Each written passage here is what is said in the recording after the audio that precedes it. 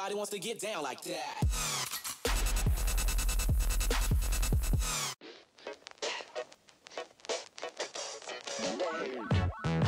What's crack-a-lackin' YouTube? This is your buddy Sean, and today I will be doing an unboxing slash mini review of the Asus VG248QE gaming monitor. Now this is a really good monitor in my opinion, so I picked up two of these bad boys for productivity reasons and for gaming, be it PC or console alike.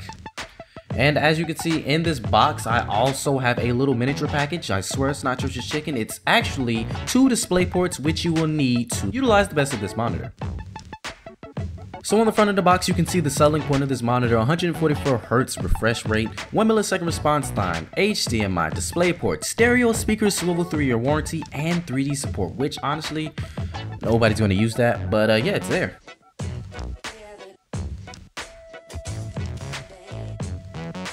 Now as I dive in this box, you can see me use this big ass knife that I usually use to carving up watermelon, but in this instance I'm going to be very careful not to scratch or use it recklessly because the monitor can sit at the top of the box, and you know, if you scratch it up or if you do it too aggressively, you can scratch up your screen. So yeah, just be careful of that. But as you can see, the monitor is at the top, you know, protected by some nice styrofoam. And what's really cool about this monitor packaging is that it's pre-mounted, so you don't have to do that much work in the long run.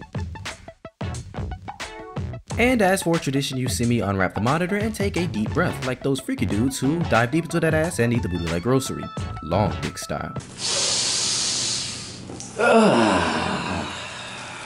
Now that I moved that aside, I'm gonna take out the rest of this styrofoam here.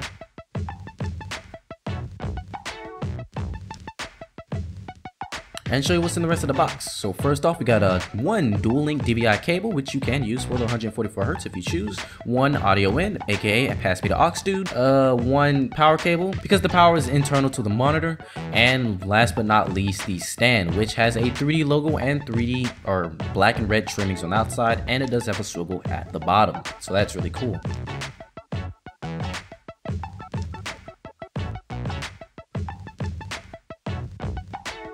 And the last two things are going to be the ASUS VIP Club or whatever, I don't know what that is, an instruction manual basically showing what's on the monitor, and a disc. And the setup, the base all you have to do is just, you know, plop it on right there and just twist it in. It's really easy and very convenient. To look at the monitor itself, it has, you know, extend, tilt, swivel, pivot, you know, it has all those fancy features. On the back, there's going to be a black and red highlighted stand with a grovel at the bottom so that you can have cable management, which is really cool. On the side, you're going to have one DisplayPort, one dual link DVI, one HDMI audio in and audio out, which is A-OK. Now these are the displays when you set them up, and as you can notice, they're very glossy, so it's going to be very attractive to fingerprints and scratches, so be very careful when handling this. Now another thing that I noticed when I first hooked up these monitors is the color reproduction is not as good as my 32-inch or an IPS display, being that this is a TN panel. But there are some settings in the menu where you can change the modes and all the coloring, and it actually gets really decent once you dive into it. Also another thing that's in the menu is some, you know, gaming features, which basically are a overlay on the screen of a crosshair and an overlay of a timer for some reason. But the only practical use I can see this is like a third-person game like Gears of War right here. I'm showing you that if you hit fire, there is no crosshair and it shoots out the center of the screen. So that's a big you know, learning curve, unless if you have this monitor and you have a crosshair. I wouldn't recommend this crosshair for, you know, first-person shooters because they typically have good ones on their own. Also, this monitor has stereo speakers, so I'm going to show you a sample of that right now.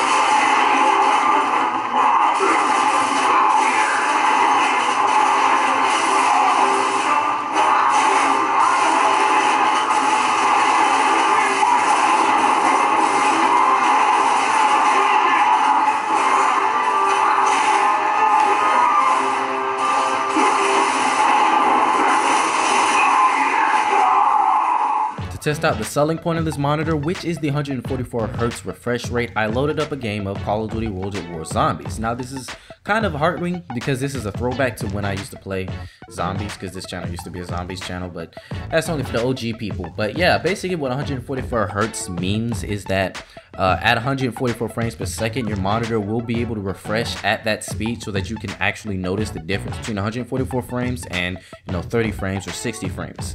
And the first impressions are, as a person who only plays 60 frames per second games, it's not as big of a jump from 60 frames as you would think. It's good, but it's not as drastic as I was hoping. If you're coming from a 30 frames per second gaming environment like consoling, 360 console gaming, it is very drastic. On the left screen, you can also see I have Bandicam running, Audacity, browser and everything running, and that's really for content creators. I didn't really notice the refresh rate when I was just walking around, but when I was shooting zombies and actually twitching around, that's where I really noticed it, and I can really see how first-person shooters could take advantage of this 144 frames per second.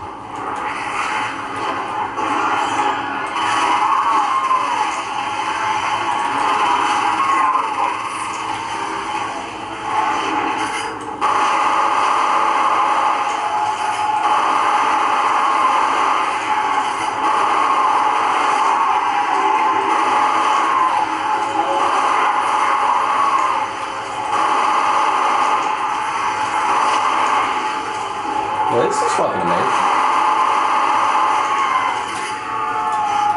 Jesus Christ, you can see how fast it's going really fast.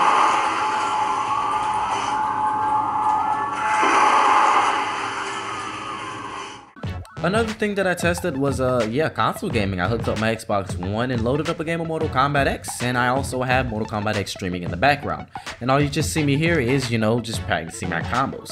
But the first thing I noticed is the color reproduction is actually way better on, for console gaming on this monitor than on my TV, because my TV had a gaming setting and a PC setting, and the gaming setting was nowhere near as good as the monitor or the PC setting.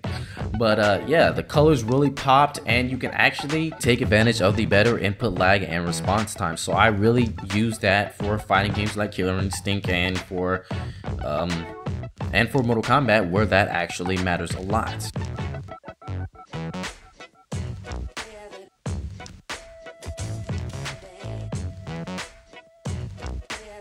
Now you see me just editing or pretending like I editing, but yeah, it's editing, and if you can't find any reason to get better productivity out of editing, you're really doing it wrong. So yeah, I would recommend it for editors, whatever, Twitch streamers, anything, really. So my final thoughts are, I really am digging these monitors, even though they're not as big of an improvement as I was hoping for the refresh rate. They still are a really huge improvement for other things, but not the refresh rate. It's okay. But yeah, if you liked the video, hit that like button. If you want to see more, hit that subscribe button. And if you have any questions, leave a comment in the section below. This is your boy Sean, and I will see you guys later.